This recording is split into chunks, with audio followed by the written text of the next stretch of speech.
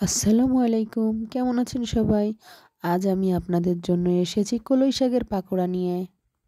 প্রথমেই আমি এটাকে ভালো করে বেছে নিয়ে ধুয়ে বড় করে টুকরা টুকরা করে নিব। এখানে ৪ কাপ পরিমাণের শাক আছে। আমি এখানে পরিমাণ মতো লবণ, ১ চা চামচ ধনিয়া গুঁড়া, ১ চা চামচ জিরা গুঁড়া, ১ চা চামচ মরিচের গুঁড়া নিয়েছি। আপনারা চাইলে এখানে কাঁচামরিচ কুচিও দিতে পারেন।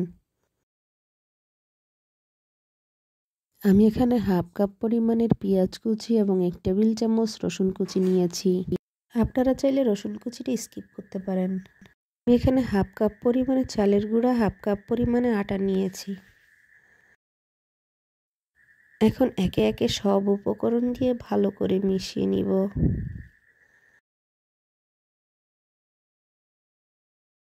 কড়াইয়ে তেল দিয়ে দিব। তেল গরম হয়ে এলে আস্তে আস্তে পাকোড়াগুলো দিয়ে দিব।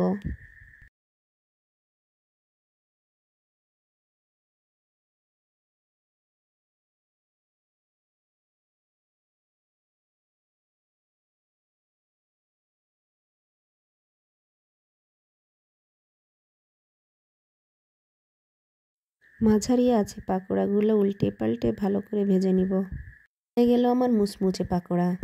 আপনি যদি নতুন হয়ে থাকেন তাহলে আমার চ্যানেলটি সাবস্ক্রাইব করবেন। আল্লাহ হাফেজ।